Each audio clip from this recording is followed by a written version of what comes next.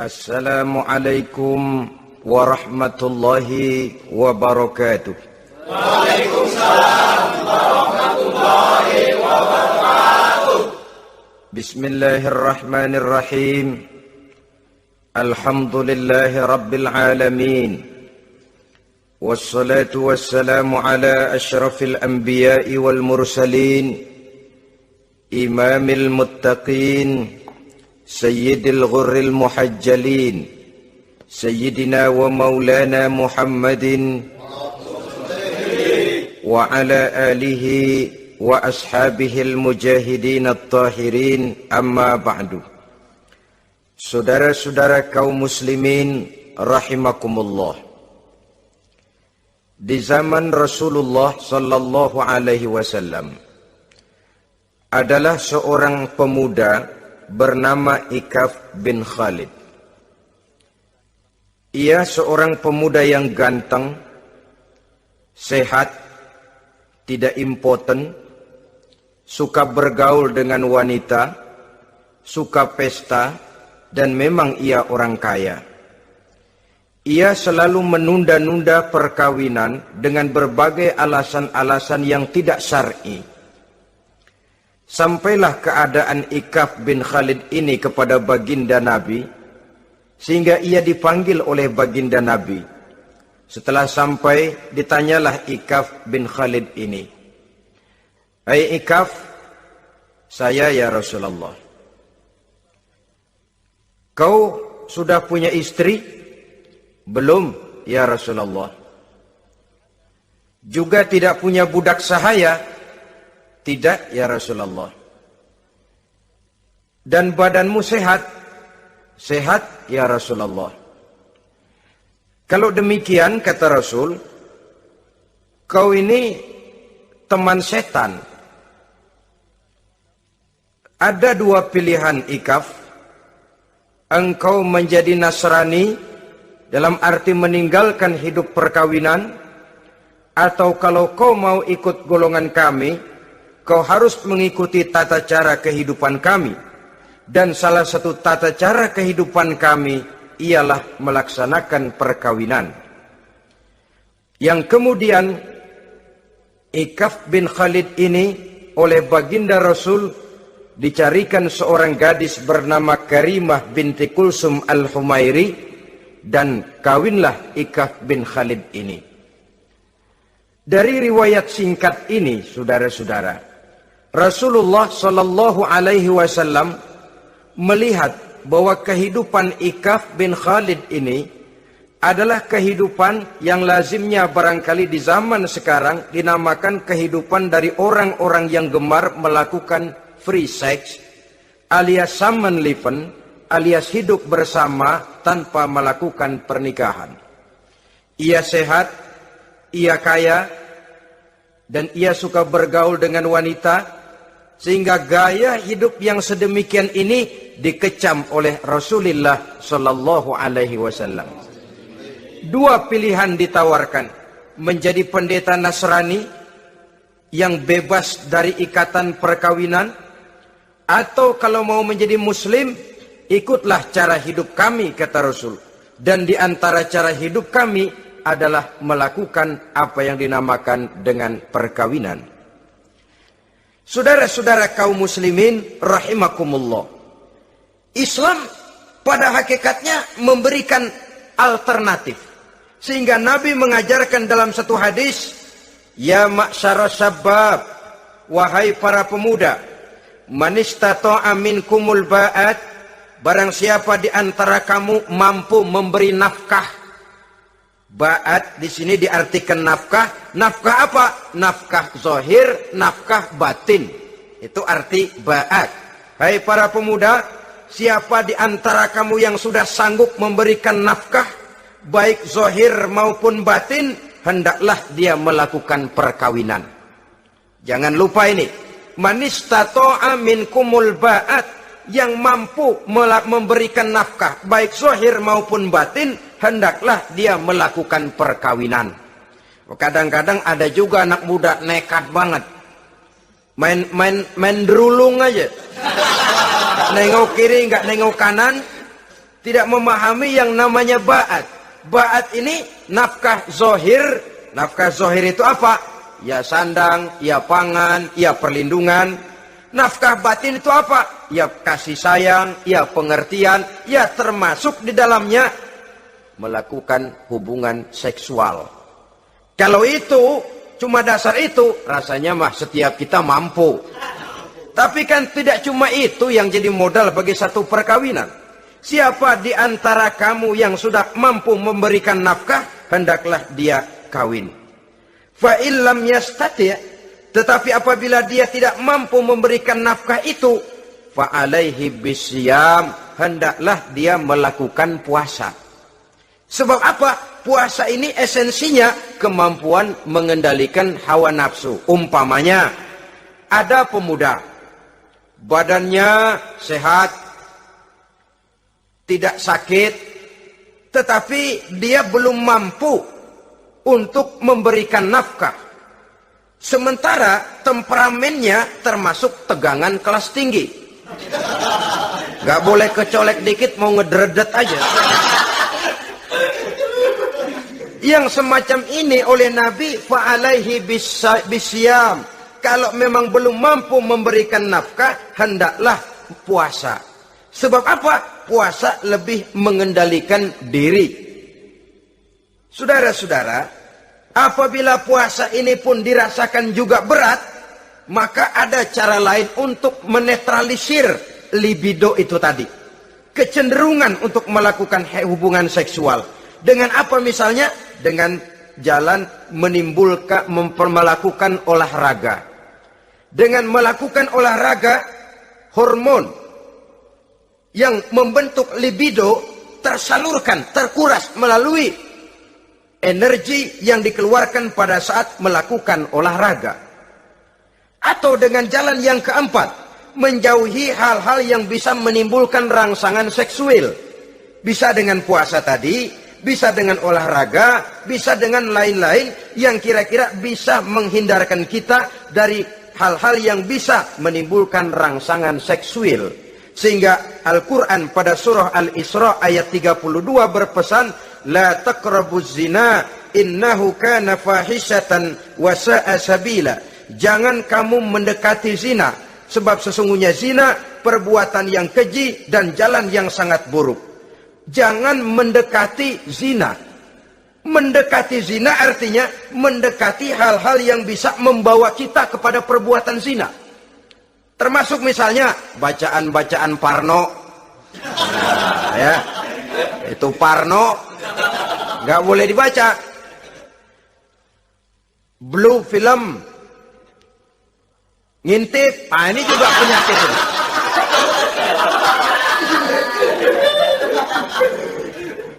Itu termasuk dalam larangan la taqrabu zina. Jangan kamu mendekati hal-hal yang bisa menyebabkan kamu jatuh kepada zina. Kalau itu didekati, besar kemungkinan kita akan terperosok ke dalamnya.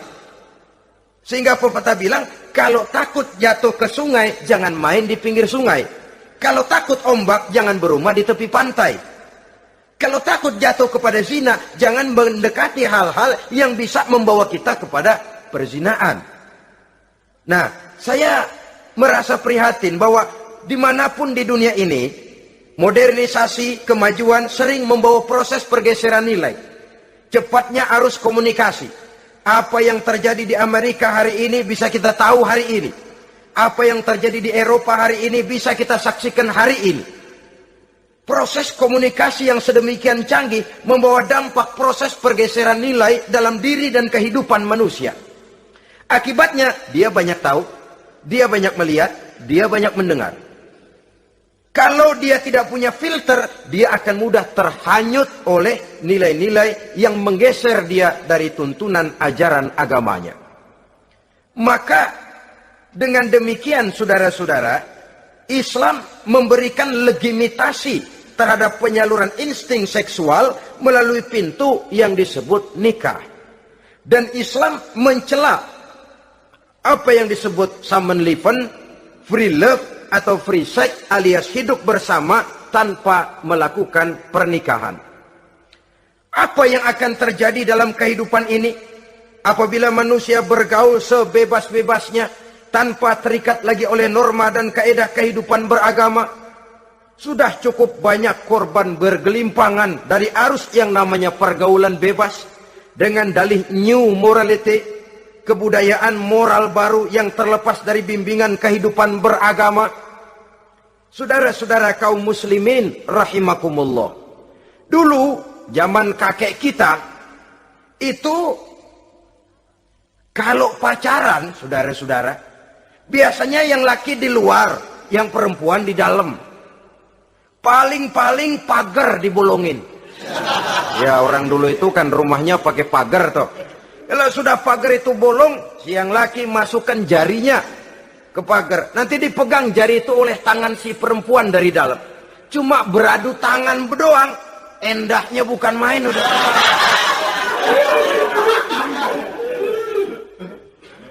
Sekarang saudara-saudara, saya lihat kayak orang beli sepatu. Orang beli sepatu curang banget. Beli mah belum tentu jadi, nyedengin hayo aja.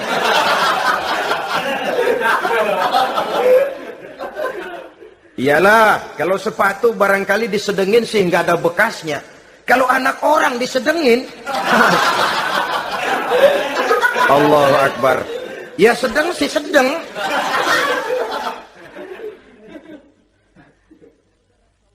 Saudara-saudara kaum muslimin rahimakumullah, terhadap pintu legitimasi ini pun kalau manusia sudah sanggup melakukan ba'at, baik nafkah zahir maupun nafkah batin, kalau itu tidak bisa dia lakukan, hendaklah dia menjaga diri dari hal-hal yang bisa menjerumuskan dia ke tempat zina. Bisa dengan puasa, bisa dengan memperbanyak olahraga, bisa dengan menggiatkan belajar, study club, diskusi.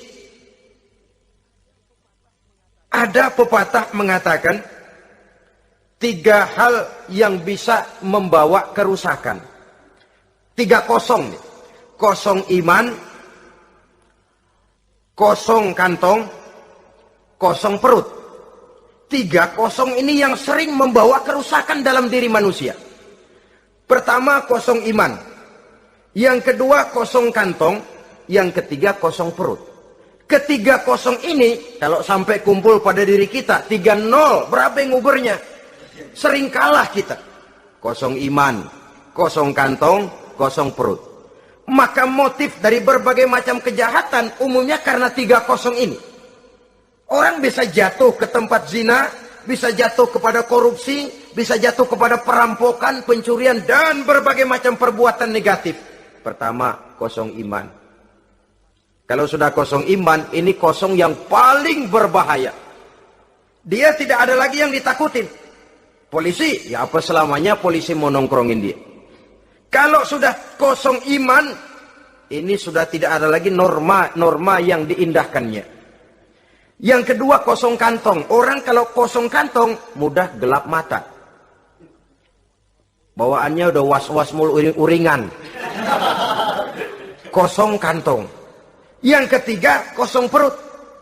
Kosong perut ini lapar, kemiskinan maksudnya bisa membuat orang jadi jahat, bisa membuat orang menjadi pelacur, bisa membuat orang jadi koruptor, bisa membuat orang jadi penjahat. Itu motifnya karena kosong perut.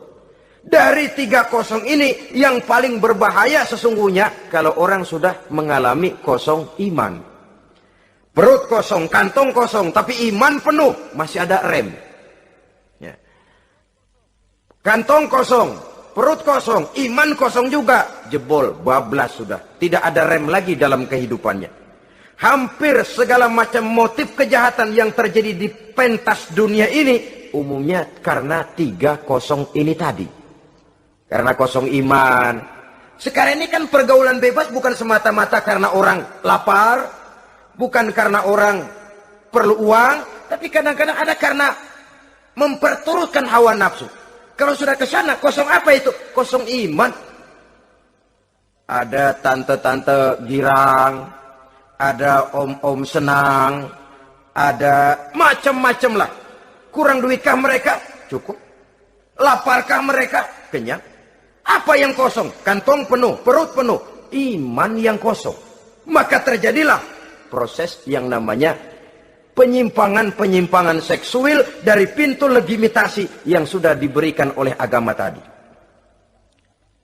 Kadang-kadang iman juga tertekan karena perut, persoalan ekonomi, atau karena memang kosong daripada kesibukan-kesibukan lain, kosong kantong, motivasi ekonomi. Ini seluruhnya bisa menjadi motivasi utama dari terjadinya berbagai macam penyimpangan. Karenanya Islam memberikan pintu legitimasi lewat jalan yang disebut nikah. Sehingga Nabi mengajarkan, hai para pemuda, siapa di antara kamu yang sudah mampu memberikan nafkah baik zahir maupun batin, hendaklah dia melakukan perkawinan. Sebab sesungguhnya perkawinan lebih memelihara pandangan, lebih memelihara kehormatan diri.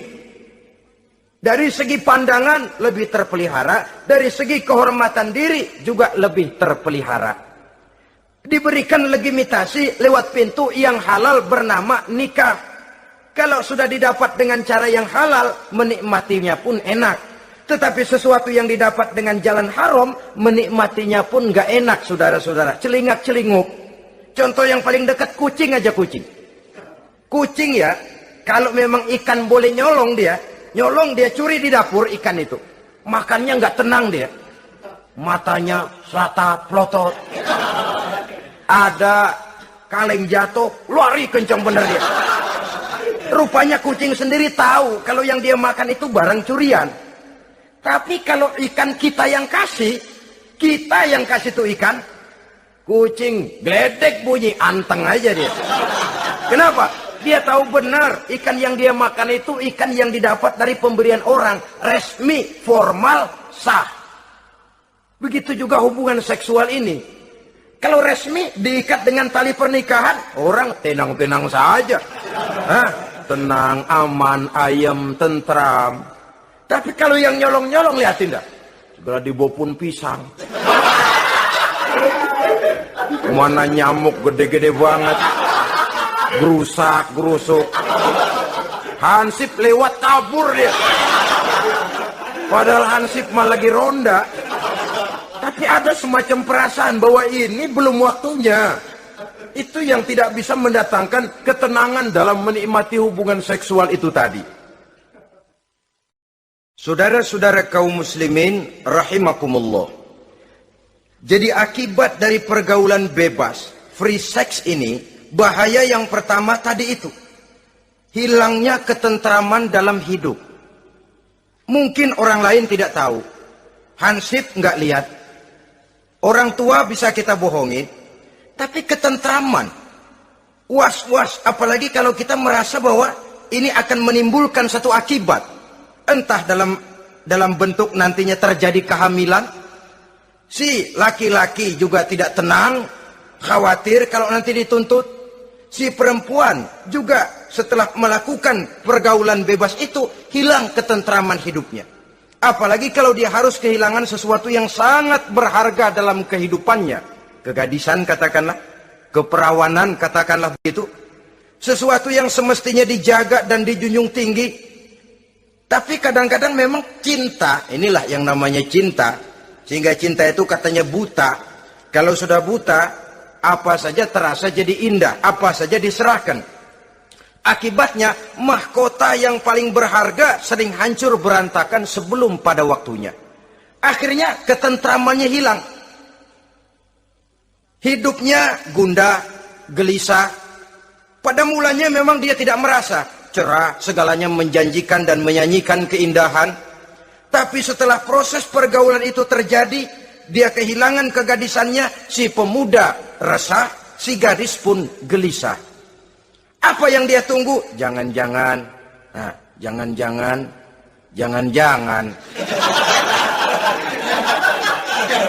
Ini biasanya tanggal segini sudah keluar, ini kok belum. Waduh, jangan-jangan.